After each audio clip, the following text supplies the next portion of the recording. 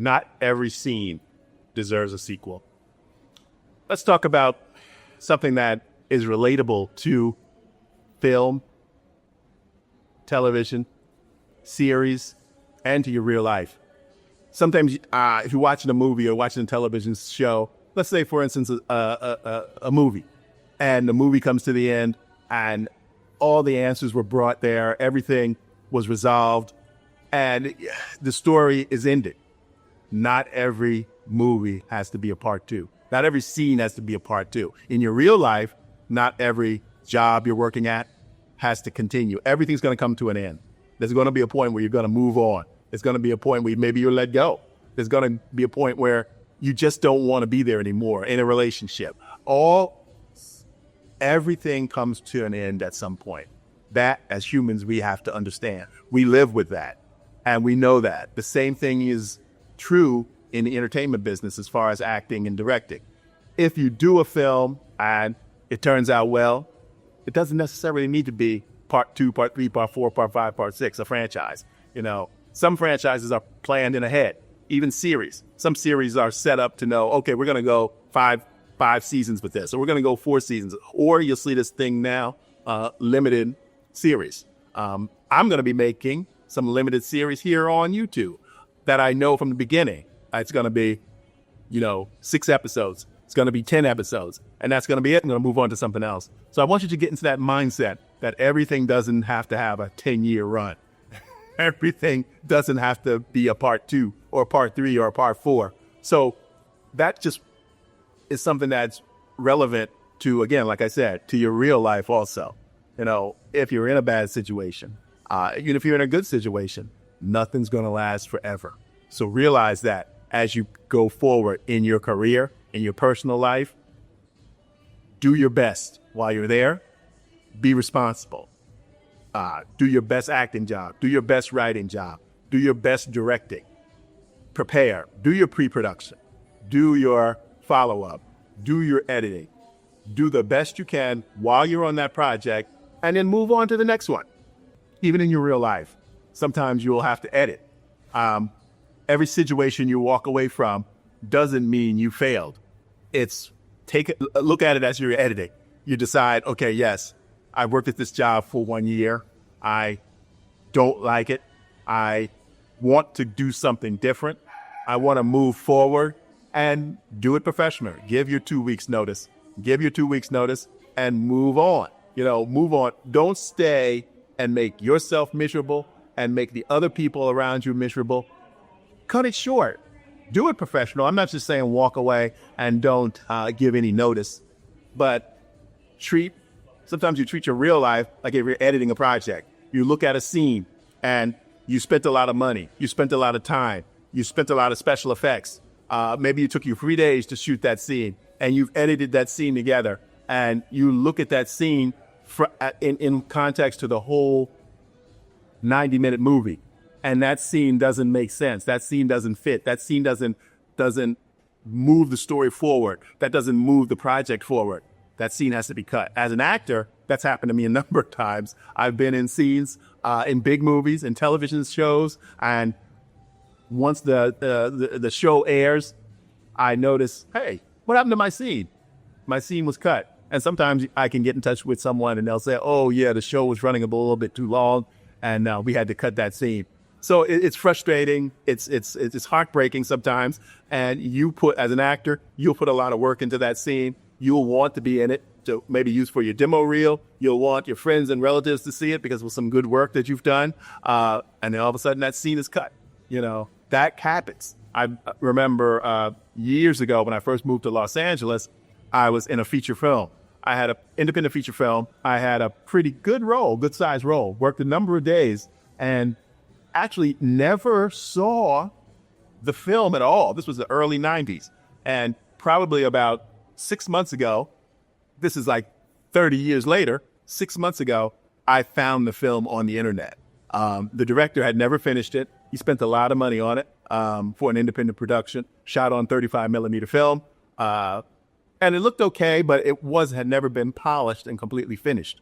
I guess he ran out of money or whatever happened, but I was able to find that film on the internet, and I looked at it and I could see my work, and I was 30 years younger, and it was great to see it. But that happens. That happens in this business. So be aware that sometimes things will get edited out. And again, like I said, the same thing can happen in real life. If you're in a situation, if you're in a work environment, personal relationship, any kind of thing like that, think of your life as a film. Do I need to cut this? Do I need to end this scene now before things go even more south? Or is it a situation where you want to do something else? Don't feel you have to stay there over the point where that scene should be cut. As an actor, as a director, as a writer, be able to realize when the story you're telling is over.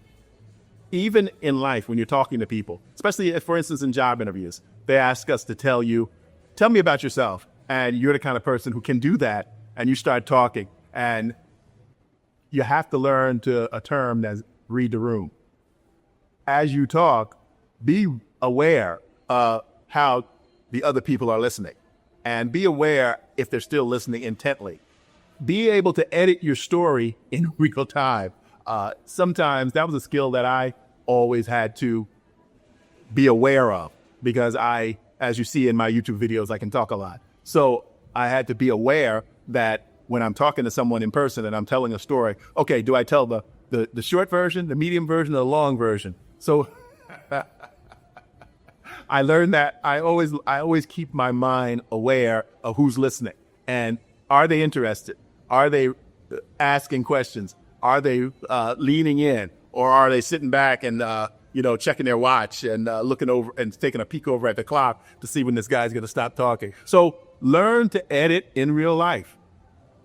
In productions, when you're looking at your video that you shot, when the story is told, when should it end? Do I need this extra scene?